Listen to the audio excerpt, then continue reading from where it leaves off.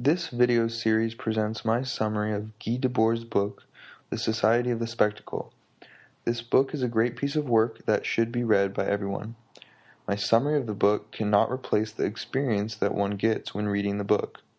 I believe what this summary does do well is sum up the conclusions of the book. Chapter 1. I think it is best to understand the word spectacle to mean a false reality. So the society of the spectacle can be understood as the society of the false reality. The spectacle is what we see. It is the presentation of a false reality. The spectacle is a false reality in the sense that when we see it, we are seeing a false representation of reality. Since all we can see is the spectacle, all we know is the spectacle, and therefore we are separated from truth. Since people believe the spectacle is the way the world is, they learn how to rationally interact with the world and people in it in a way that is rational according to the logic of the spectacle. But the spectacle is not just a misinterpretation of the world. The spectacle has led to people building a world based on the logic of the false reality, and therefore the spectacle can be found in concrete objects everywhere we look. The spectacle was the goal of capitalism and the result of capitalism.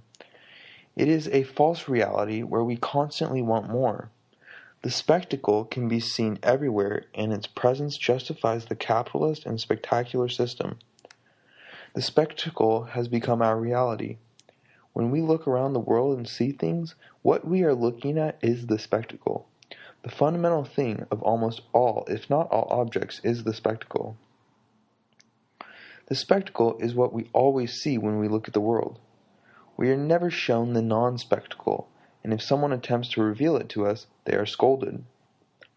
The spectacle, or false reality, is everywhere.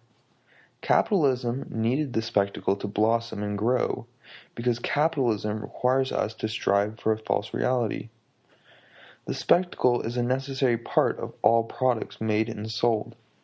It is a fundamental part of our world. The spectacle is what reproduces our society.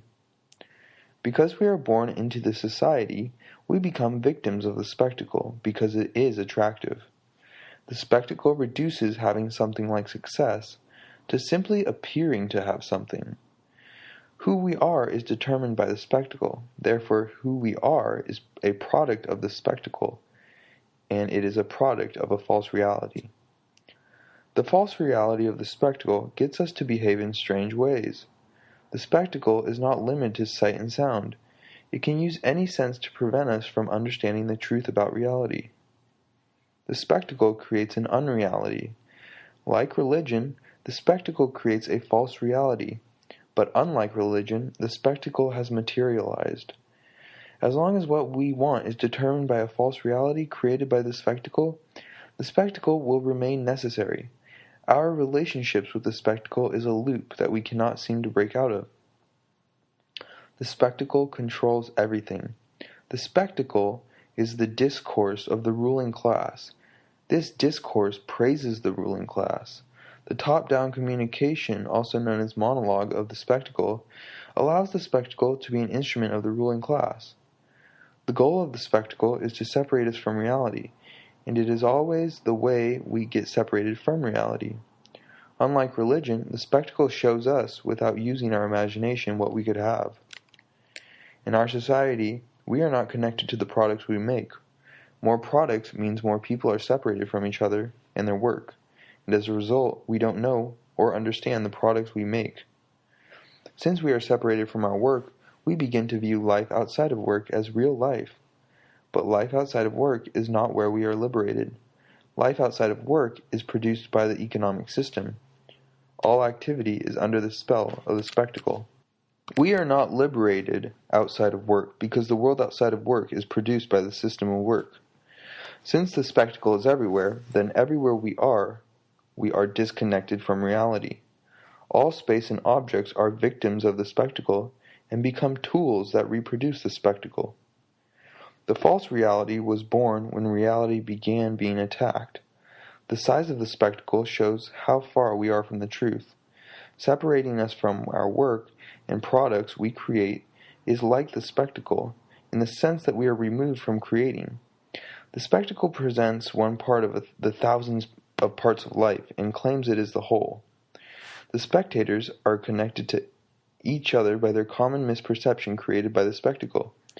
Here we see the spectacle separates people from reality and each other, and then brings them back together in a false reality. The more we think about the unreality the spectacle propagates, the less we live. The more we identify with the world the spectacle creates, the less we understand ourselves. The spectacle alienates us from ourselves. The spectacle is another person's life. As a result, the spectator never feels at home. The workers produce the spectacle, and as a result, they produce their dispossession. The spectacle creates a social map, directing ourselves based on it. The spectacle, or false reality, functions to alienate us from reality and ourselves. With economic comes alienation and a larger spectacle.